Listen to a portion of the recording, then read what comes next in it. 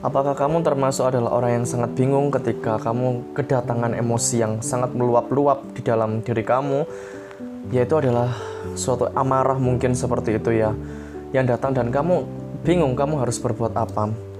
Tonton video ini. Halo teman-teman semuanya, berjumpa lagi dengan saya Bambang Haryono Tanuwijaya, tentunya di channel kesayangan kamu yaitu adalah Jalan Kecil. Pertanyaan mendasar yang menjadi tema pada saat ini adalah gimana sih cara menjinakkan emosi yang meluap-luap atau emosi negatif yang sangat besar itu? Teman-teman, aku akan memberi kamu 2 jurus ampuh. 2 jurus ampuh ini sudah berkali-kali aku praktekkan. Jadi aku percaya ketika kamu mendapatkan jurus ampuh, 2 jurus ampuh dari aku ini, kamu bisa menjinakkan apa yang menjadi emosi yang sedang bergejolak pada saat itu.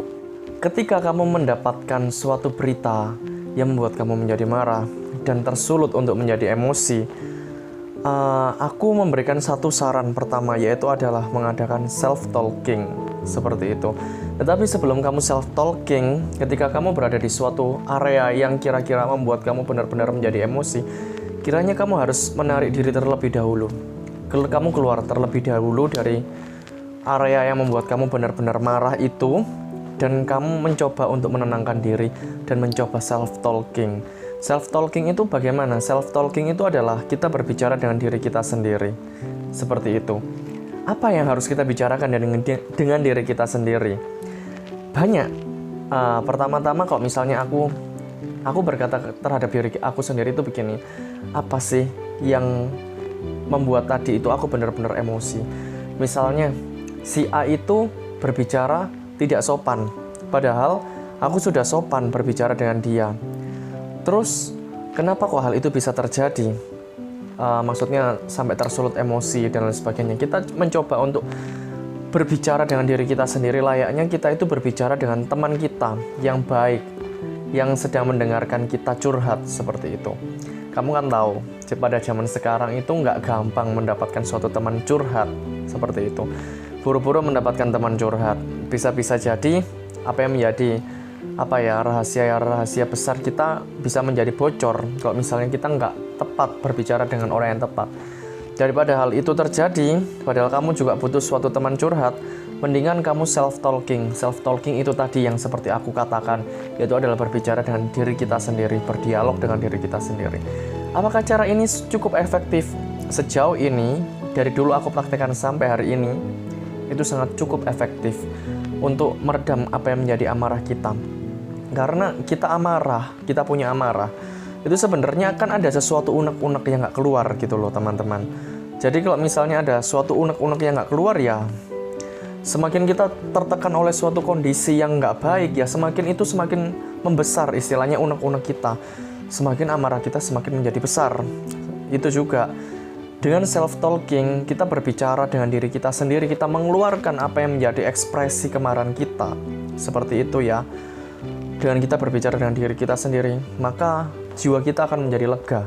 Seakan-akan kita itu sudah berbicara dengan teman yang baik sekali. Seperti itu, teman-teman. Untung banget kan self-talking itu. Dan kalau kita self-talking ya, teman-teman, kita itu bukan gila ya. Bukan gila, bukan stres.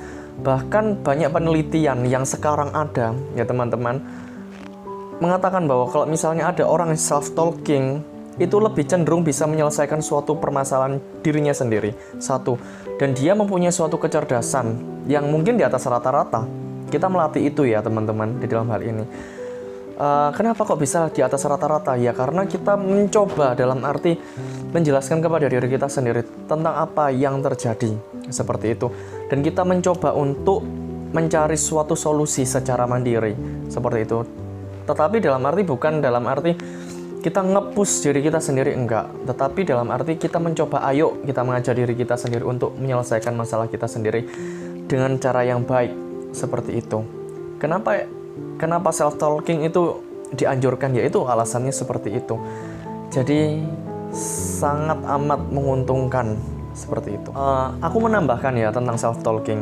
Bahkan kalau kamu terbiasa self-talking dengan diri kamu sendiri, kamu lebih bisa bertemu dengan diri kamu sendiri. Seperti itu teman-teman. Kalau kamu bisa bertemu dengan diri kamu sendiri, kamu bisa bersatu dengan diri kamu sendiri, maka kamu akan menjadi pribadi yang sangat utuh. Dalam arti utuh itu dalam arti ketika kamu diserang oleh banyak masalah seperti itu, kamu nggak akan gampang goyah, kamu nggak akan gampang roboh, karena kepribadian kamu itu utuh. Seperti itu loh teman-teman. Gitu teman-teman yang bisa aku bagikan dari cara yang pertama, yaitu adalah self-talking. Tips yang kedua, yaitu adalah menulis. Seperti yang diajarkan dulu waktu kita kecil, atau yang waktu kamu pernah dengar waktu kamu kecil, atau di masa lampau, seperti itu ya. Tentang menulis suatu diary, seperti itu. Di dalam hal ini, kalau misalnya kamu marah sekali, gitu ya teman-teman ya, kamu siapkan saja dalam arti selembar kertas atau buku atau apa yang dimana kamu bisa menulis bebas tentang apa yang menjadi unek-unek kamu. Sebenarnya menulis ini sebenarnya juga self-talking sebenarnya ya, tetapi lebih ke arah tulisan seperti itu. Jadi nggak langsung ngomong gitu, ngomong-ngomong rundeng-rundeng sendiri enggak, tetapi ke arah tulisan. Tetapi ini juga sama-sama self-talking seperti itu, tetapi dalam rupa tulisan.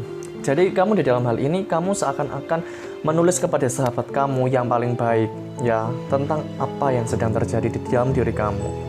Apa yang sedang terjadi di dalam diri kamu yaitu adalah kamu sedang emosi pada saat itu, pada saat ini maksudnya ya. Dan seakan-akan emosi itu sangat meluap-luap dan kamu tidak bisa mengendalikan apa yang menjadi emosi itu. Mengapa hal itu terjadi dan apa yang harus aku lakukan? Nah, terhadap apa yang menjadi keadaan itu, seperti itu. Jadi di dalam hal ini kita benar-benar menuangkan apa yang menjadi isi hati kita dan apa yang telah kita lakukan dan apa yang telah orang lain lakukan terhadap kita sehingga keadaan itu benar-benar memanas, seperti itu. Setelah itu, jadi dalam arti kamu menulis semuanya dan jangan segan-segan kalau misalnya kamu benar-benar marah ya teman-teman ya.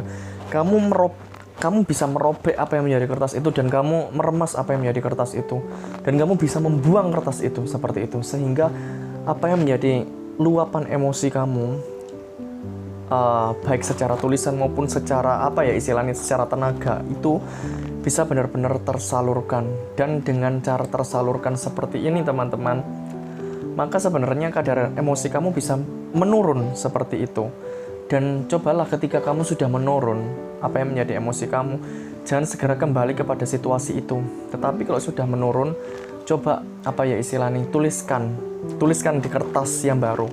Kira-kira kalau misalnya kamu berada di situasi yang sama, apa yang harus kamu lakukan supaya keadaan itu tidak terlalu memburuk seperti sedia kala.